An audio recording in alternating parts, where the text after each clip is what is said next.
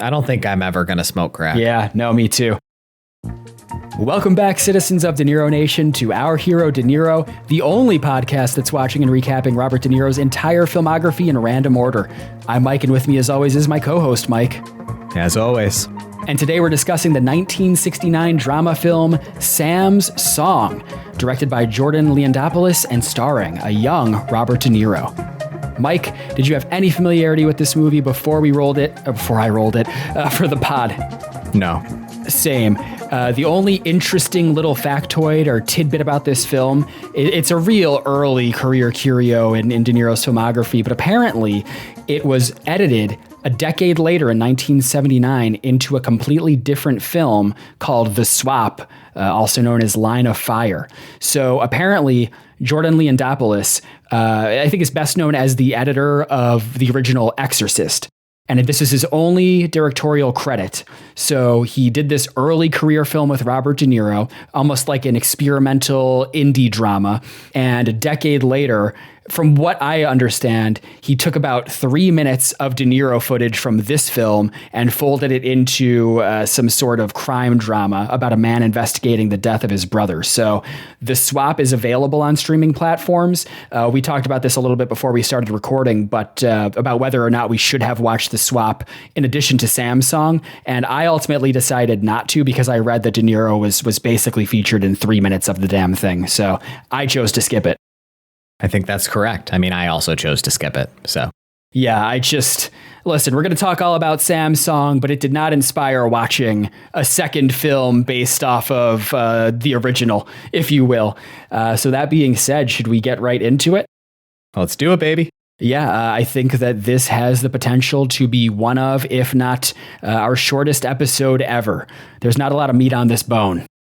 No, it's a meatless bone. It's a meatless bone. Yeah, it's just a bone. Yeah. Like, not a lot of meat on this bone is an understatement. Yeah. Well, no, there's a little bit of meat on this bone. I'll talk about when it is. I'm really excited. How did you watch this film? I watched the YouTube version that you you didn't send it to me, but you told me about it. So I searched for it on YouTube and I found what I can only assume was the version you were talking about. I also watched it on YouTube. I watched the first half of the film while walking on a treadmill. So nice. I used voice to text dictation for half of my notes. I think they were pretty good. We'll find out. And then the second half, I sat down and I just typed the rest of my notes, but I think we'll be okay. Did you watch it on your iPad? Yes, I did. Oh, that must have been nice because it's like an iPad-shaped movie. Yeah, 4x3, baby. I watched it with Caroline. She wanted to watch it with me, so I had to watch it on the TV. But I was thinking, like, it's such a bummer. Like, it would have been a great iPad movie. That's why Tim Cook made the iPad that aspect ratio. He loved Sam's Song. That's why he started Apple Original Films. He was like, I want to make a film at least as good as Sam's Song. And we'll call it F1 the movie. Yeah, I think this could be a really short one. You know, I think I have the potential to make this very short, very quick recap. Women are always complaining that I finish too quickly, if you know what I'm talking about. Not today. Not today. See, no one's going to complain about you finishing quickly today. That's my classic self-deprecating sense of humor. Unlike Mike the Fab, who previously in our Great Expectations episode said that he had superhuman sexual stamina in bed. Get into the fucking recap. Okay. So this film starts with some very barren title screens for the opening credits, and we open up immediately with a De Niro face reveal. I had it clocked at 1:25 seconds. I don't know if you bothered clocking it, if that's consistent with what you saw. I didn't, but it's essentially the first frame of the film. Which is nice. You know, damning with faint praise, De Niro's in basically every shot of this film, which you love to see. Yes. And he's a young De Niro. This is his second on-screen film credit, and he has a great look. It's like a mop top and such a good look. Like a thin 60s mustache. It's really fun. He looks really cool in this movie. Oh. I really enjoyed his performance. Yeah. You know, there's a lot to say about this movie. Much of it not very good, but I did think his performance was really nice. Yes. It was entertaining. He has a lot of boyish charm on display, which is nice. Yep. So we're starting off this film in media res, and a police officer is next to him. They seem to be observing the scene of an accident or a crime or something, and the police officer asks De Niro if he saw something happen. And we cut to De Niro, aka Sam. He's the titular Sam of Sam's song. And we cut to him walking at night in New York City. So he has like a brown bag. I guess he went to a bodega or something. And the soundtrack is really fascinating in this film. I don't have a lot to say about it, but there were certain points that I kind of called out of my notes. And at this point early in the film, it sounds like someone is just banging a piano. Mm-hmm. It was composed. It was composed by the famous electronic music composer Gershon Kingsley.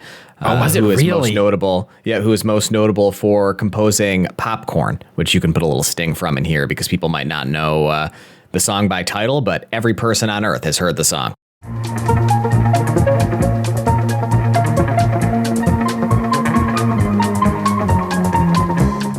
No shit. Pretty storied composer. That is pretty cool. Yep. I didn't cool. I didn't like the soundtrack. No, neither did I. But when I looked and saw that it was him, I respected it. You know, it's very progressive, like weird electronic music. This is 1969. It's very avant-garde ahead of for its time. sure. Like Yeah. Moog synthesizer, like really weird shit. Like it's neat. It's cool. It's interesting because there are some points when the music kicks in when it does a lot to lend the scene gravity. The problem that I have with it is that it's very inconsistent and it's very sparingly used. I think I would like it more if it was incorporated into more scenes of the film. I think the problem I have with it is much more foundational, which is that none of the scenes have any gravity. And so for me, when the music had a gravitas to it that made the scenes feel weightier, it actually made the hollowness of the movie just feel more apparent to me as a viewer, which is rough because there were some stings in the soundtrack that I really enjoyed. There are some nice weird beeps and boops that he does that are kind of neat. And I was like, well, this belongs in a much better movie than this. Yeah. Yeah. Oh, wow. Okay. Hey, this film had a real pedigree. What can I say? So Sam walks into like a New York Film Library office. It's like a dingy, isolated office. He's clearly working the overnight shift and it's just covered. It's littered with papers and notebooks and stuff. He takes a couple of Yoo-Hoos out of his brown paper bag and puts them in the fridge. And he basically kicks back and then watches, I think, newsreel footage of Nixon. And he has a note from someone that I literally couldn't read because the resolution of this YouTube copy was so low. 244p, baby. Oh, baby. That's the way it was meant to be watched. And we get some more footage of Nixon and protesters. And then he receives a phone call from someone who, it sounds like a friend, catching up with him, wants him to do something, and they schedule a noon meeting time for the next day because he has that overnight shift. So we cut. The only thing I'll add is he's cutting a political film. Yes, you know? that's right. So he's not just watching the Nixon footage. He's like doing research. He's like trying to find footage to cut into his movie. This is very thinly sketched in the plot, but like it is the plot. Like he is making a political film. He's an aspiring young filmmaker. Yeah. So we cut to the guy who was on the phone with Sam. He's part of a couple. His name is Andrew. We don't learn this until way later in the film, so I called him Turtleneck for a long time. But Andrew and his wife, Erica, I don't know. We get like a little shot of them inside their apartment. I don't know. Like, what's the point? What's the point of even explaining it? Right. What's even the point? Yep. But the point is they eventually meet up. And in the next scene, we fade to De Niro in the back of a 4-seat giant land yacht, 60s convertible with a couple in front, Andrew and Erica. So yeah, they're going for a weekend on Long Island, and De Niro, Sam, has a conversation with Erica. He's reading a book in the back seat called What is Cinema? So she asks him a bit about what he's been up to. He's an aspiring filmmaker, etc. At this point, the soundtrack sounds like some crazy theremin shit. So again, it feels very at odds with what is happening on screen. It's interesting. It's jarring. And Erica says she's working as a translator. And, we get... This film is 89 minutes long, and I cannot overstate how aimless every scene in this film feels. So when I say they drive for a bit and then eventually they, pull into a gas station to get gas, we see a lot of shots of them driving before we arrive at them getting gas. Every scene is like that. I am 100% confident that you and me could make a better movie than this. Yeah. Sure. 100%. I would stake my life on it. Let's talk about that because I feel bad sometimes, but I have felt that way with some of these films because every film takes a lot of work from multiple people and departments, creatives. It's a collaborative effort. So when I see a really bad film, I don't want to be super cynical and go, I could do better than that. But sometimes I watch a film that is so bad in some way that I really think to myself, I could do that. I could do better than that. If you just gave me the resources and some time, I am 100% sure that I could conceptualize, write, shoot, edit, and score a film that is better than Sam's song. I think I have it in me. Yeah. I don't think we even need financing. I think with money that you and me felt comfortable spending from our own money, I think we could make a better movie than this with like $10,000. 100% sure. Yeah, this is you and me. Yeah, we could just do it. We could star, we could direct, we could film, we could do it all. Yeah, this is a very small scale, independent drama, I guess. That's about like post collegiate aimlessness, about a young man, trying to find himself after graduating from college, essentially. And the movie feels just as aimless as the protagonist does. I think I could manage that. Oh, yeah, definitely. Yeah. So they stop to get gas, and Andrew's getting gas, and he sees this blonde woman get into a Porsche Cabriolet and just peel the fuck out, driving like she has a death wish. And he seems very fixated on her. Eventually, the group pulls up to a very big house on Long Island, and they go into the house. The woman, the female partner, Andrew's wife, Erica, puts groceries away for quite some time before an old man in a suit surprises her. His name is Mitch, and I don't think they're related. Mitch seems like a local rich guy who... Was this his house? I never understood whose house this was. Yeah, I thought it was Andrew and Erica's. Anything that happened in this movie. I think that what matters is that there are a lot of minor characters whose relationship to the main characters doesn't really matter, like in specifics. Just like they're all part of this Long Island social class, this like upper milieu of like Long Island polite society at this point in history. And the reason Sam is with them is because he was college buddies with Andrew. Yes. Okay, so... Andrew and Sam are unloading luggage, and they walk to get the mail together. We get a little bit of background exposition about Sam. He's no longer with his old college girlfriend, and eventually Sam is introduced to his room, and Andrew leaves him to get settled. So now in the next scene, we're at a backyard party being held at this house. So I guess they pulled up while the party was already happening. I don't know why you wouldn't aim to arrive a little earlier, but whatever. Not my business, not my trip. And Sam talks to Erica for a bit. They seem to have some chemistry. Hey, young De Niro, who doesn't he have chemistry with? With that mustache? Oh, absolutely. And that mop top. Beautiful head of hair. And Mitch talks to Andrew for a little bit, but Andrew's distracted. He's staring at the blonde woman from earlier, who's in the Porsche. She's walking along the pool, and he just seems like totally transfixed on her in a way that he's not hiding it well. I'm pretty sure he's married to Erica. You know, you gotta keep that shit under control, dude. It's like you saw a hot blonde lady. Chill out. Right, like whatever. They exist, right? Like, you're gonna see one every day, minimum. But eventually, Andrew goes to retrieve Sam from his room, and Sam is just chilling, like writing or doing work or something, and signals he'll be out in 5 minutes. Eventually, he walks outside, and this is kind of funny. It confused me at first. He sits in an empty wheelchair and just starts rolling along the side of the pool, and I thought, there are a lot of older people at this event. Why? You shouldn't steal someone's wheelchair. But he's safe because apparently it was Erica's from the previous year. She had like a sprained ankle and she left the wheelchair there. So again, I thought this was their house, Andrew and Erica's, but there was a party already happening there in the backyard. So it really didn't make any sense to me. Anyways, doesn't matter. It might be like a vacation house or something. Yeah. I don't know. It didn't make any sense to me either. Right, but their vacation house. Right, I guess it doesn't matter. Why bother trying to poke holes in the plot of 1969's Sam song, later re-edited into The Swap? Harkening back to our conversation we had earlier, nobody made an outline for this movie. Yeah. Like they didn't have a grand vision. So Sam is eventually reluctantly introduced to people by Erica, and eventually he meets the blonde woman.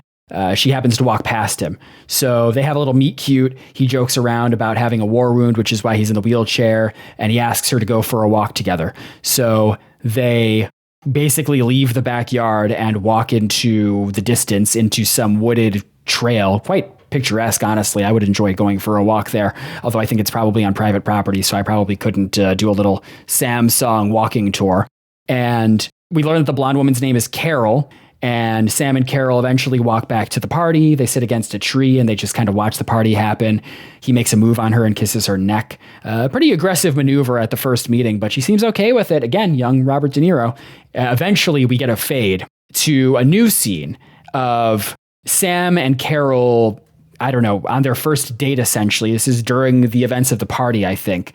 They walk all the way to the beach. They're on some sort of grassy hill or dune, and they look out at the waves. And I was thrown off by this too because of the fade. Something about the way it was shot made me wonder if this was like a fantasy of Sam's at first. But no, this is really happening.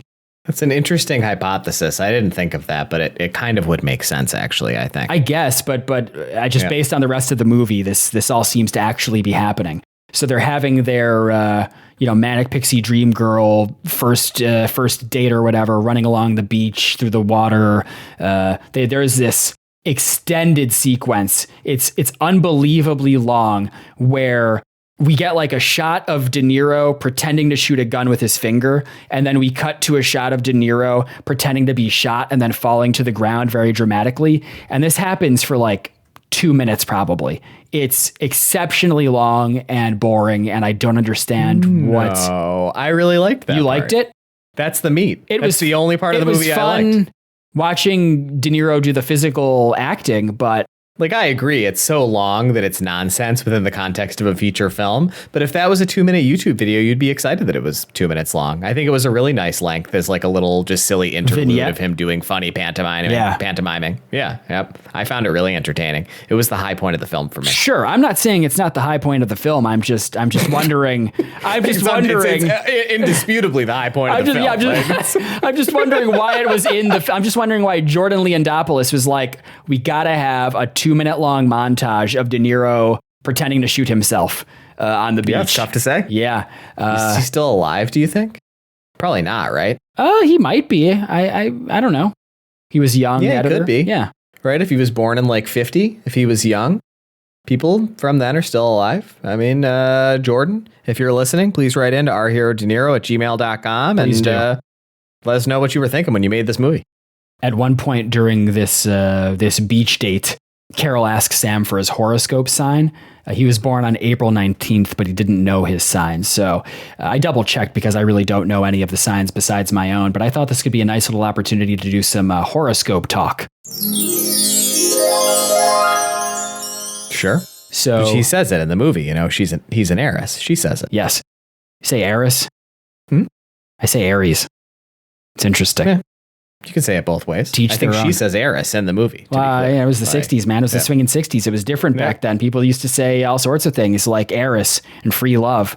But I decided to run a little prompt with my AI chatbot of choice and ask for a little detail about not just Sam's horoscope sign and what that indicates about his personality, but ours as well. Now, that's fun. I know you pretty well, so I assume that you don't really know much about astrology. I actually know a lot about astrology. Oh, do you really? Believe it or not. Why? Yep. I really liked astrology when I was in high school. Why? What? I don't know. I just did. I thought it was neat. You had the sensibilities of it. I never believed in it. Right. Okay. But, I think it's neat. Like, that's an important distinction. That's nice. I just think it's neat. Like, yeah, it's fun.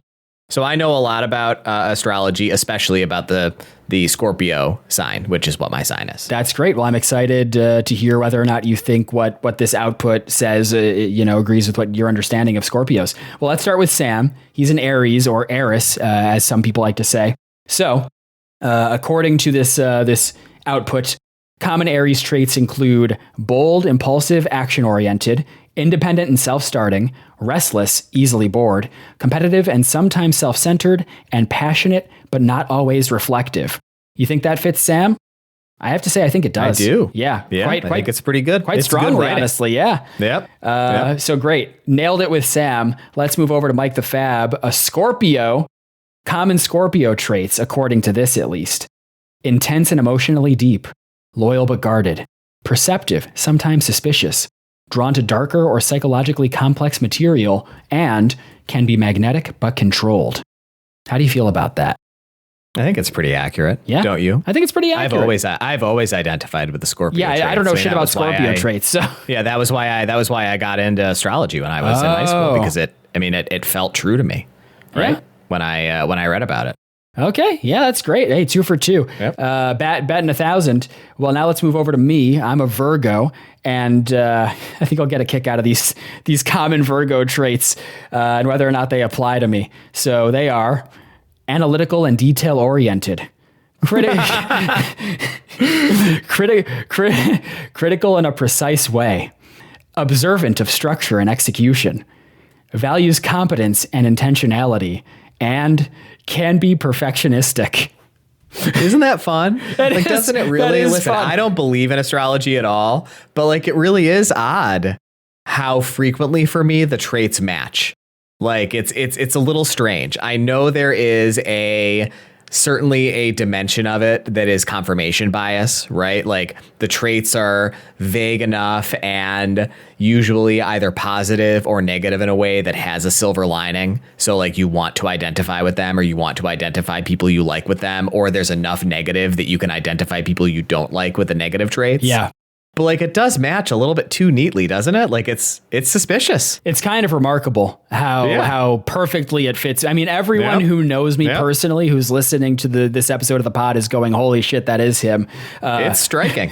Yeah. It also said that Virgo energy tends to respond poorly to sloppiness, meandering structure, and underdeveloped ideas. And I'm sure that every loyal friend of the pod is going, "Yeah, that tracks right about now." What else does it say about Scorpio?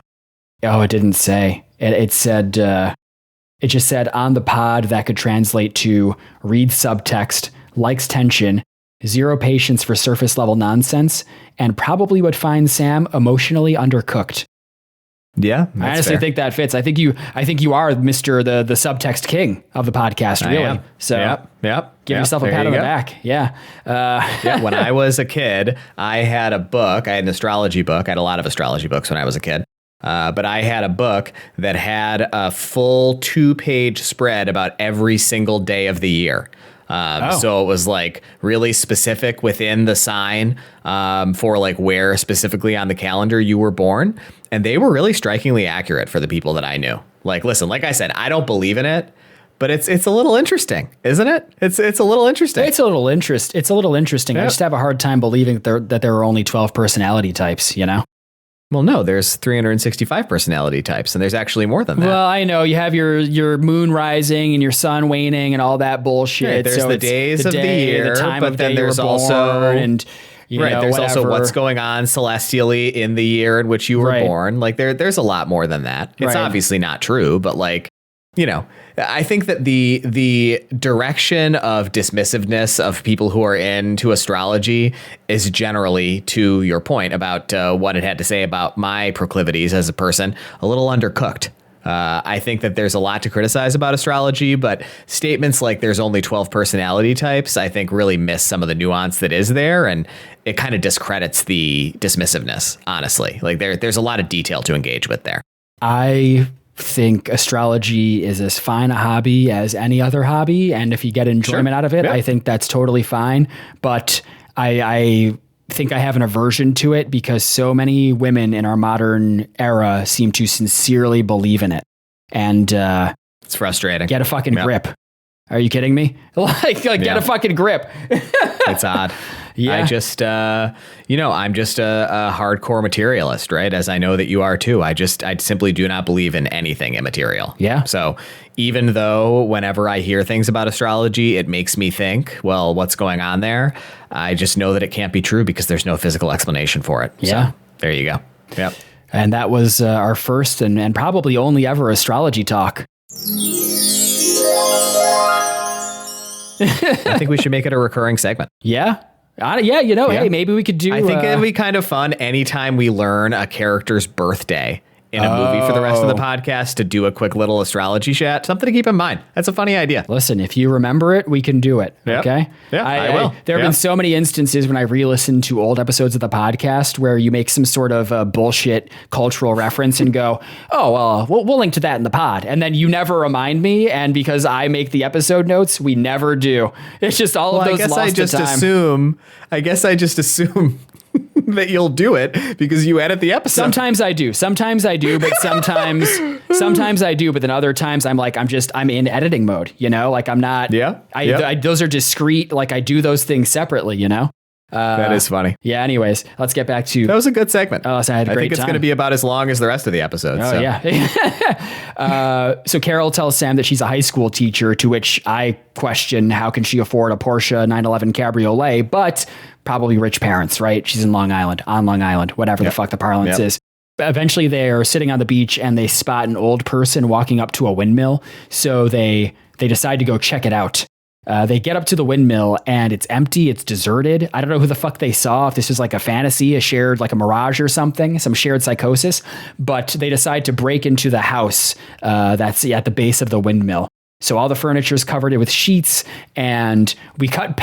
This is honestly, this is pretty interesting. I have things to say about this. We cut back to the party. We're kind of getting a back interstitials between the party and Sam and Carol at the windmill. And we cut back to the party, and Andrew, he has a loaded gun. And he's standing at the edge of the pool and he's firing. Yeah, what was up with that? He's firing rounds into the pool until, and the party goers are watching him. And eventually Erica runs up from behind him and grabs the gun and runs to pull it away from him as he despondently sits down against a tree. And yeah, what the hell was that about? Well, I assume that we're supposed to think that he's despondent because he's got this fixation on Carol. Yeah. But what? Right.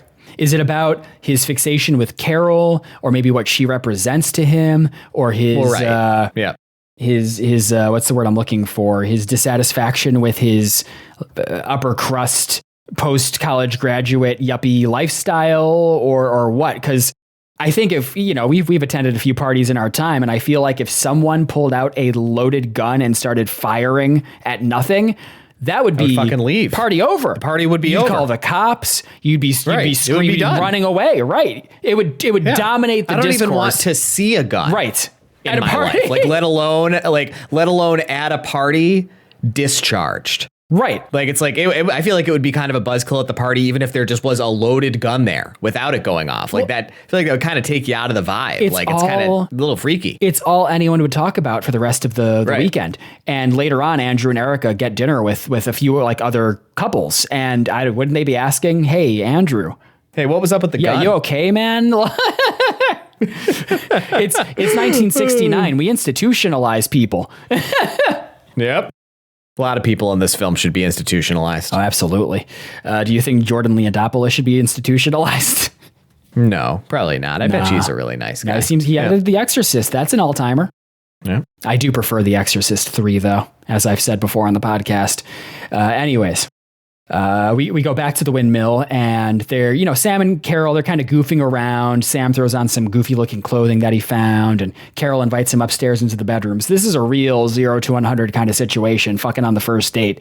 But they're in the bedroom, and Sam does not seem ready to bone down with this complete stranger.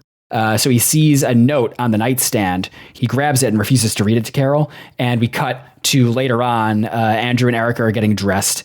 Carol and Sam arrive back at the backyard while Andrew and Erica are inside. And you kind of see in the distance, you see outside of the window, you see Sam and Carol running and jumping into the pool. They're giddy. They're giddy as school kids. They're having a great time. And Andrew does not seem happy with Sam. We cut to later, and Andrew talks to Sam and Carol, and this is when I learned Andrew's name. He mentions that we're like 2/3 through the movie. Well, he mentions, so he's talking to Sam about how they have these dinner plans later that evening, and one of the guests is this film producer that he wants Sam to meet, maybe try to hook him up with a job in the film industry, which seems really cool. And Sam's pretty dismissive of this. because Andrew and Erica are getting ready to go to that dinner, and Sam says that he'll meet them later. But I don't know, man, if you're an aspiring filmmaker and you're stuck in this purgatory working this overnight job at some film library, wouldn't meeting a real film producer be like the coolest thing ever? Yeah, but Sam is a fucking loser. Yeah. That's his character. Yeah. You're not wrong. This is a type of person who I have like no respect for. Yeah. Like somebody who thinks of themselves as having this kind of like this purity. I feel like this is really common in artists that like essentially precludes them from engaging with the machine of society that is required to actually be able to do the kinds of things they want to do. And so they just get to / have to be a starving artist forever. And it's like, sure, man, you can tell yourself that that's because you're above it all or whatever. But like, as far as I'm concerned, you're just a fucking loser.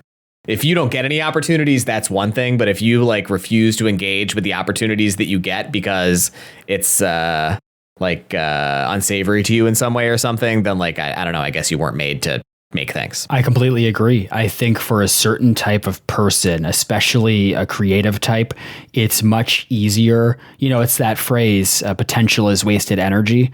It's much easier to romanticize the starving artist ideal and not sincerely try at anything to not make the effort. Fail. Yep. Right, exactly. And that way you get to go, oh, well, you know, I have these great ideas. I could be great, but I lack the opportunity or the resources. But yeah, that's weak shit. Like, if you really want it, you got to try for it, you know?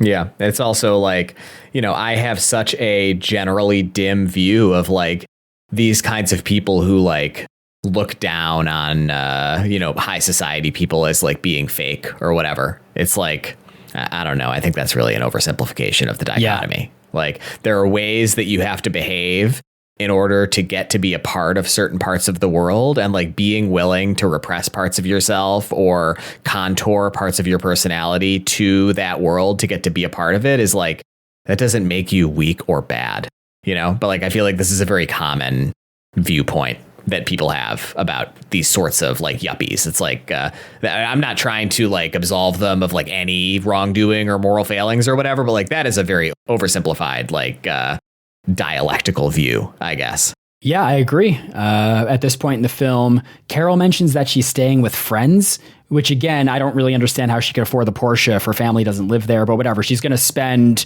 the weekend at this big vacation house with Sam, Erica, and Andrew. And we get a scene of Erica translating the letter that Sam stole out of the windmill, and I don't remember what it says. This is the one place where my voice-to-text transcription royally fucked up. So literally it says, Sam hands Erica the letter. I guess it wasn't in English, so he asks her to translate it up, and then the word up is repeated about 100 times, and then it says thank you. So I don't have anything to say here other than after this scene, I'm pretty sure this is where Carol and Sam have sex for the first time. Sure, probably. Yeah, could be. I think I kind of blacked out here.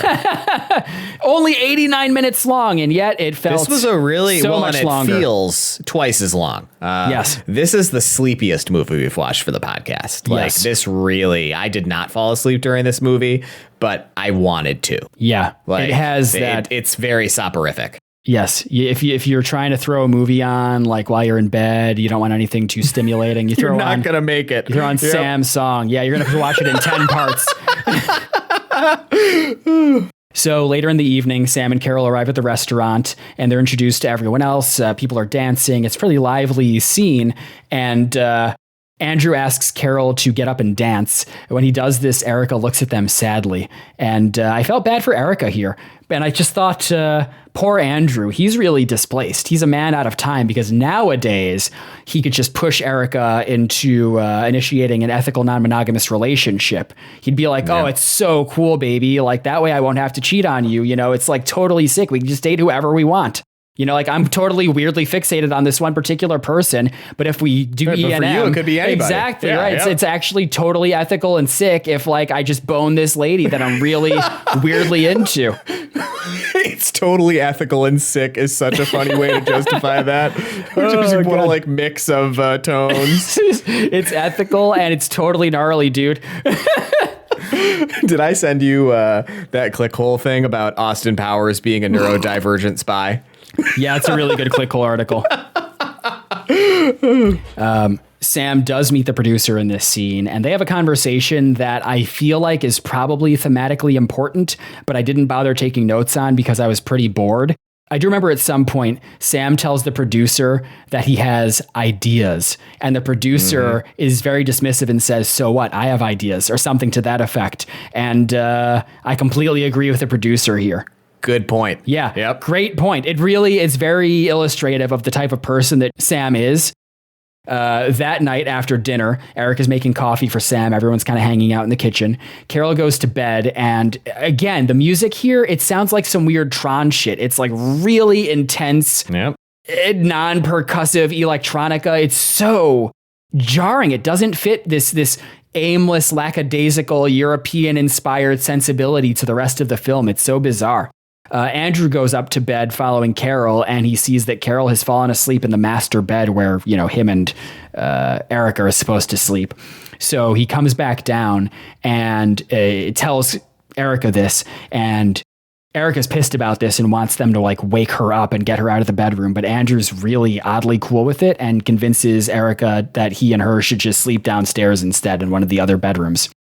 The next morning, the four of them are having coffee outside in the backyard, and Carol jumps into the pool, and the weird music kicks in again, I guess because Carol can sense that her man really wants to bone down with this woman.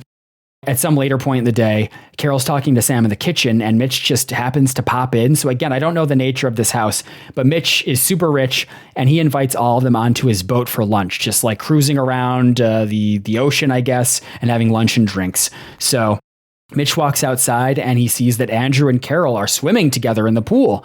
And Andrew is invited to the lunch and says that he doesn't know if he's going to make it, and proceeds to get very handsy with Carol. It's so weird. Again, it's like, dude, aren't you married?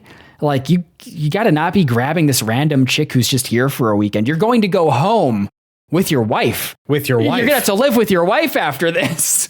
You're never going to see this woman again. Exactly. Just let Sam bang her. Why not? Who cares? I think that's nice for him. It is nice. It's a nice thing to do for your friend. Yes. To just not be a fucking weirdo. It's also a nice thing to do for your wife. Yeah. So it's boat time, and so Sam talks to Carol and says that he thinks Andrew has the hots for her, which he obviously does. He has not been very good at hiding it, but Carol's dismissive of this train of thought. Erica suggests Sam get a drink, so he leaves, and Carol and Erica talk, I guess, about whatever, who fucking cares. Carol tells Erica that it was love at first sight with Sam, which is interesting based on events that will occur later in the film. Not much later, yeah. Andrew and Sam return, Sam and Carol leave, and Andrew and Carol get a tour of the bridge. Later on the boat, Andrew is talking to Erica, his wife, and he asks her if she wants another drink in a way that's very leading. You can tell, she can tell that he really wants another drink, and she's not too happy about this. She's like, yeah, I'm not having another drink. Do you want another drink? It seems like maybe you shouldn't have one. Sam and Carol sneak into the bedroom below deck, and while this is happening, Erica seems upset with Andrew above deck.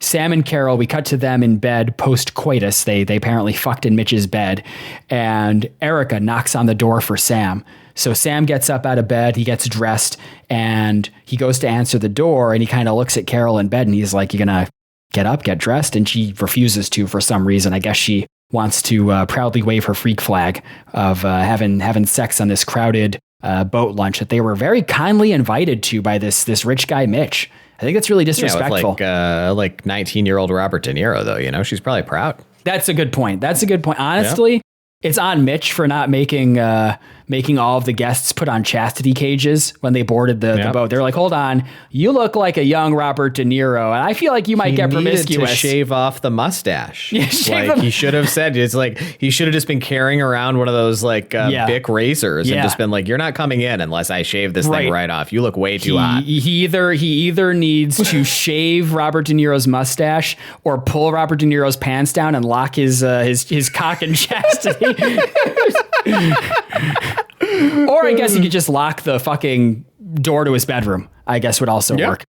I really wouldn't want any guests in my bedroom, honestly, if I was hosting an event, but whatever. At this point, Sam opens the door and Carol, I don't understand. She sees what happened, I guess, and she runs upstairs to a couch. Sam sits with her, and she says she doesn't know what she's doing. She abruptly gets up and onto the deck, and Andrew goes into the cabin where Carol is waiting for him, fully nude under the sheets. And they start making out, Andrew and Carol. Gets hot and heavy really quick. There's another boat that happens to pass by Mitch's. They're going up to shore, and I guess Erica tells Mitch that she wants to go. She wants to leave early, so the other boat pulls up to Mitch's so that Erica can get on it to leave. Sam says to Erica, "Give me a minute. I'll try to find Andrew for you." And he runs off, looking all around the boat. He knocks on the bedroom door and asks, Carol, what's up? And Carol says she's busy. So Sam, I think he seems to understand what's happening. So he ends up getting on the other boat with Erica, and they watch Mitch's yacht grow smaller in the distance. So they get back to the parking lot of the marina or whatever, and they apparently have the keys to Carol's Porsche for some reason.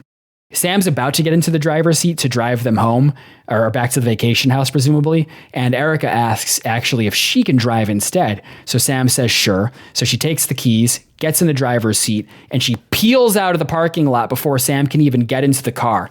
And within seconds, we hear a very loud car crash. It's very funny. It's honestly comedic, the timing of it all. We cut to I have a question for you okay. Here at this point. You laugh at all during this movie? I think that I had a couple of exasperated laughs throughout the film, but I certainly didn't laugh at anything that was intended to be comedy. What about you? Yeah, I laughed pretty hard at this part. Yeah, this was funny. This was as soon as the crash beat. noise happened, I burst out laughing. The timing of it is very funny. Well, that and the fact that the sound effect is from a stock sound effect library. It's like the Wilhelm scream of car crashes. Yes. You've heard this before. Exactly. We cut to the Porsche in a ditch and Erica presumably dead. And we see that we're actually back at the beginning of the film. We've caught up to that first scene with the cop. Sam turns very powerful stuff. Sam turns to the cop and says that he saw it happen. And the film ends. That is Sam's song. Mike, is a pretty breezy recap because there wasn't much to this film. Let's move into our final ratings and discussion of Sam's song. Starting out with you, Mike, what do you give this film? I'd love to hear it. I think this is the worst movie we've watched for the podcast so far. So I think I have to give it 1 star. Yeah? I mean, I don't know. Do tell. I looked through the list and I thought about the other 1 stars that I've given, which were Savage, Salvation, Killing Season, and The War with Grandpa.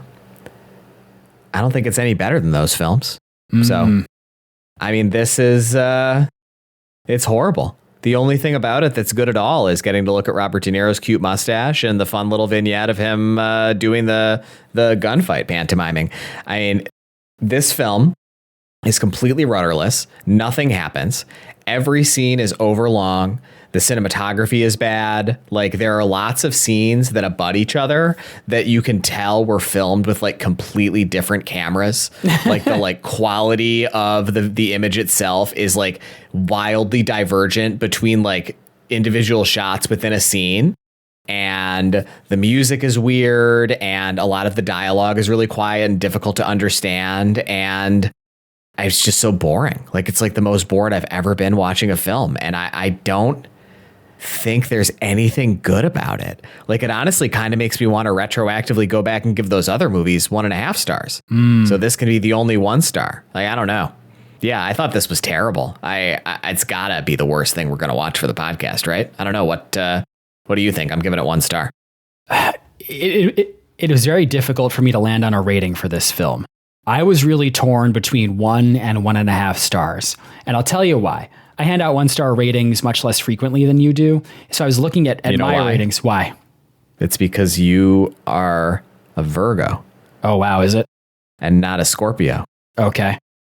Yeah, I don't know what that means. I traffic in emotional extremes. Oh, okay. Yeah. Yeah. I was thinking about my rating criteria, and films that I rated 1 star were ones like Killing Season, and arguably I should have rated Savage Salvation 1 star. And I think the thing about it was so early. It was so early. But the thing about those films was they weren't just bad or incompetent, but there was a cynicism to them. They were actively unpleasant. They kind of felt offensive to me in a way. But films that I rated 1.5 out of 5 are ones like Born to Win, The Gang That Couldn't Shoot Straight, The Bagman, Stone, and The Comedian. And I think those are ones that are either poorly executed or underdeveloped or misfires rather than disasters.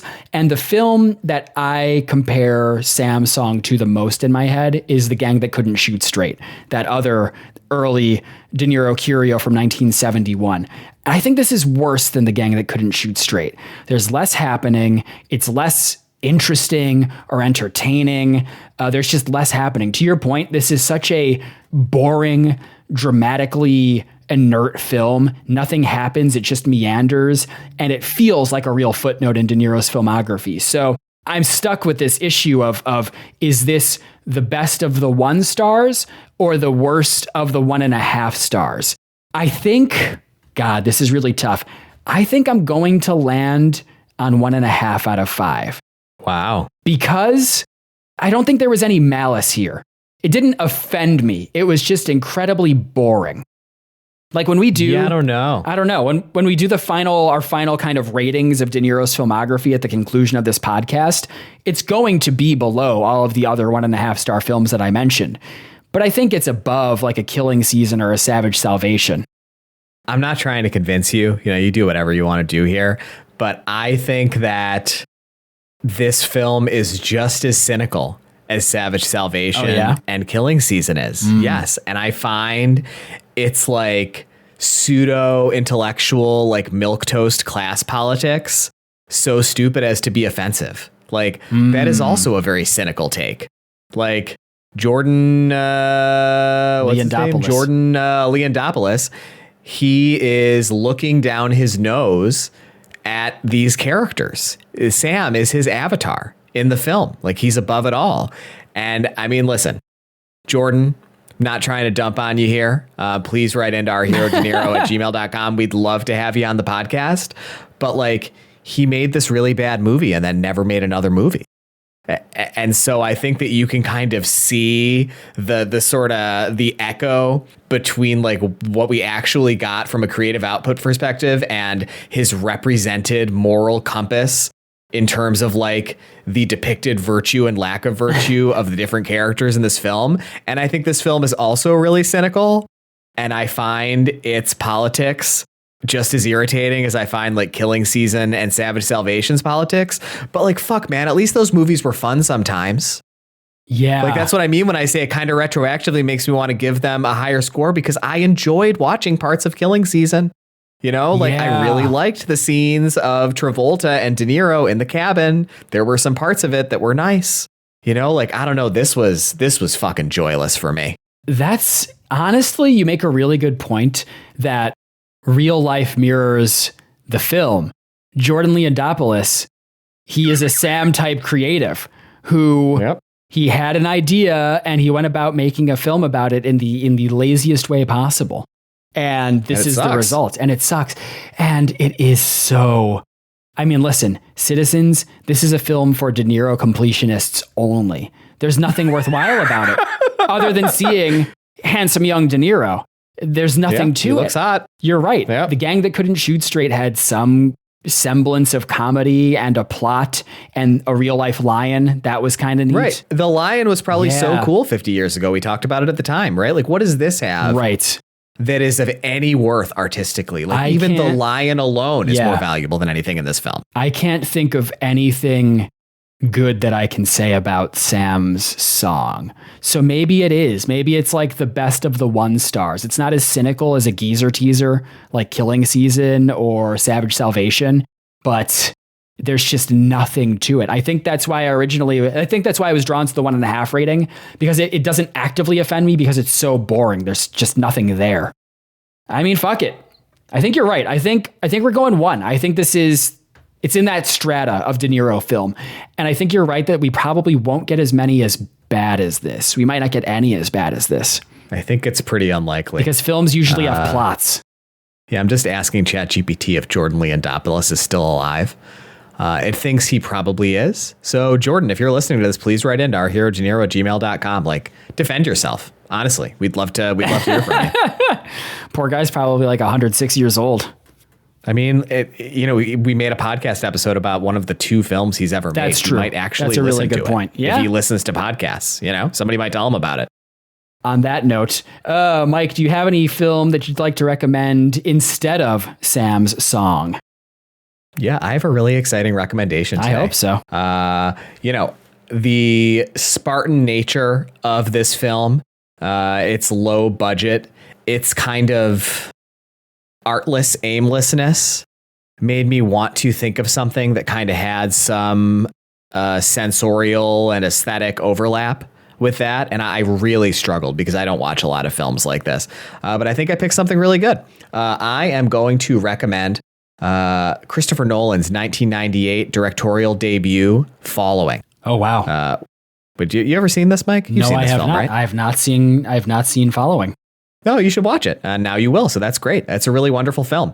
It's a similar kind of like very quiet, extremely low budget, very meandering film that's really more about theme than it is about substantive plot. But I mean, number one, it's much better than this. But number two, even in its flaws, you can see the promise of Nolan as a filmmaker. And we know that he's made like a dozen more excellent films, And I think that a lot of folks who like Nolan probably haven't watched Following. It's different from everything else he's ever done. It's a very weird film. It had a $6,000 budget. That's really cool. That's so cool. Yeah. And it's great. It rules. Like you should watch Following by Christopher Nolan. It's a really nice film. I love that. It was already on my watch list, and now I will actually watch it. You're going to really like it. I think it's right up your alley. I'm excited. Listen, I love Chris Nolan. I'm a big fan of all of his movies, particularly Tenet. But yeah. Oh, yeah. Following sounds great. What about you? I went in a completely different direction, and I'm so excited to talk about this film with you because I think it's one you're really going to like, and I know it's one that you haven't seen before. So I also had a difficult time thinking of a recommendation for this week's episode. And I ultimately landed on this idea of big experimental independent filmmaking swing.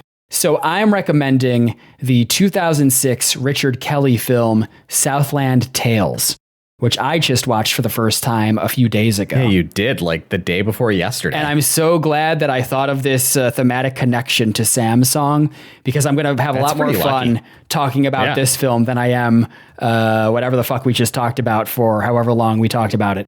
So for context, Richard Kelly hasn't directed many films. I think it was Southland Tales.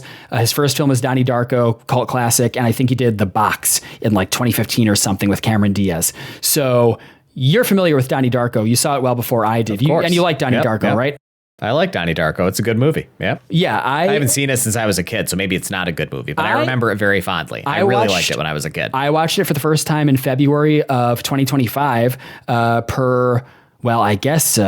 I don't know if I can say friend of the pod anymore. Former friend of the pod, Zoe, at her recommendation because it's one of her favorite films. As far as I know, she has not resumed listening to the podcast. So sad. It is really sad, Huge honestly. Mistake. Yep. Total side note, but I had a thought about Zoe in the podcast because later this summer we talked about doing a Shark Tale Redux episode during Shark Week because you shit the bed so badly on the Shark Tale episode. And that's one of Zoe's favorite films, right? Loyal citizens of the Nero Nation. We'd like to take care of our citizens, keep them well nourished. But I was thinking, well, if she's not listening to the podcast anymore, what if we still do a Shark Week special, but instead of Shark Tale, we recap Finding Nemo instead? I mean, it's pretty funny. It's a pretty funny bit. Yeah. Listen, I love Finding Nemo. I know. I watched Finding Nemo recently, like within the past 3 weeks, I think. You have a huge Pixar boner, man. I have a 4-year-old child. You watched Ponyo like 8 times as an adult before you had a child, so I don't want to hear that excuse from you. I think doing a Finding Nemo recap sounds like a nice idea. It's a pretty funny idea. I think it's a funny idea. Finding Nemo is great. I think it's a funny idea, and it would give us an opportunity to talk about Pixar films, which I know you would love to do. Yeah, that would be a lot of fun. I'm interested. Well, there we go. Man, I really should have written it down. I had an idea for our 80th episode earlier today, and I should have written down what it was. I'll think of it again. It's really great. It was a pretty good idea. Yep. It'll come back to me. Really, really glad that you mentioned that you had an idea but didn't bother noting it anywhere and then forgot about it. Anyways, back to Southland Tales. So Richard Kelly, so he directed Donnie Darko. It was an indie darling, cult classic, and he basically had carte blanche to do anything he wanted for a second film. That's Southland Tales. I don't even know how to explain Southland Tales to you. It is this experimental, low-budget, big swing film. And it is the complete opposite of Sam's song tonally. It is just this maximalist, overcooked, apocalyptic dystopian tale.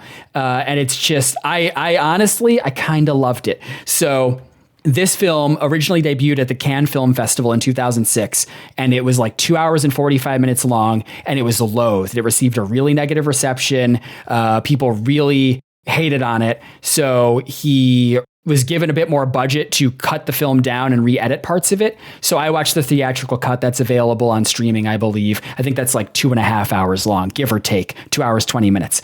This film, it features a large ensemble cast featuring Dwayne "The Rock" Johnson, Sarah Michelle Gellar, Justin Timberlake, Seann William Scott, Amy Poehler, and a whole bunch of other people. John Lovitz has a bit part. It's really nutso. And from a high level, the plot is basically, it takes place in an alternate then near future of 2008, where basically there were twin nuclear attacks on Texas. So America is basically in this state of hyper surveillance. Like the Patriot Act has been kicked into overgear. There's political instability. There's like a heightened level of media obsession. And some German tech company has developed this perpetual energy delivery system called fluidic karma, based on the motion of the waves. I'm telling you, man, it's fucking nuts. It's essentially a satire about government surveillance, celebrity culture, corporate consolidation, and end times paranoia. And the film that I thought of as I was watching it, the one that it reminded me of the most was Megalopolis.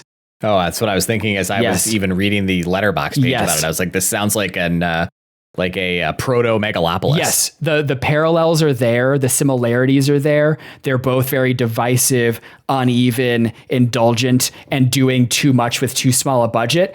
But I honestly think that Southland Tales is the better film, but I felt the same way watching Southland Tales that I felt when we watched Megalopolis together way back when. So I think for that reason, you'll really enjoy it. And honestly, it kind of feels like Richard Kelly's doing an End of Evangelion type thing. It's a bizarre film. It sounds awesome. It's Listen, not boring. I loved It's Megalopolis. not boring. Yes. It's not a great movie or anything, but I definitely am an unapologetic Megalopolis lover. It has only grown in stature in my mind. Yes. In the past year and a half. I'm sure you feel the same way about absolutely. it. I really respect how ambitious a swing it was, and it's very messy and it doesn't really work, but I really enjoyed watching it. Unlike Sam's song, which is so boring that it's just kind of faded into nothingness. So yeah, my recommendation I've already forgotten about it. Already forgotten about it. Yeah, so my recommendation this week is Southland Tales. And on that note, it's time to move over to our final segment, rolling for next week's film. Although, this is exciting, we're actually rolling for 2 weeks from now because next week is our 70th episode spectacular. And I'm so excited to announce this. It's going to be my special next week for the 70th episode. And I'm actually going to make it all about our recommendations. I want to dedicate the entire episode to our many great recommendations that we've made over the last year plus of this podcast. So I'm going to append, Mike and I both have lists of our recommendations on Letterboxd. So I'm going to append those both in the episode description for this week's episode. So I say, check those lists out. You can filter them any way you want. There are all sorts of different genres and decades and picks, and you're going to find something you like there. Watch one or two, have some fun with it, and come back next week for our 70th episode spectacular, where we get into discussing some of those many great films that we've recommended. But now it's time to roll for 2 weeks from now. Mike, it's your roll this week. And what do you want to roll? It's so tough to decide this week. It is. This week, honestly, I could go for Joker. Oh, you think Joker? You think it's time? Yeah, I think it would be pretty funny. Yeah, I mean, if we roll Joker, I'll certainly be saying we live in a society a lot, and we'll bring back friend of the pod, Philip, a.k.a. Lips, who is a diehard Joker fan. So that would be fun. I don't want Joker, though, for what it's worth. What do you want? Yep. What do I want? You know, I would also take like Scorsese classic, like The King of Comedy or Casino. I think we're due for one of those. We just had Goodfellas. It has not been a while. Oh, you're right. We did just have Goodfellas. All right, fine. You're right. Never mind. I don't care then. I just want Joker. You know what I was thinking? We need to watch.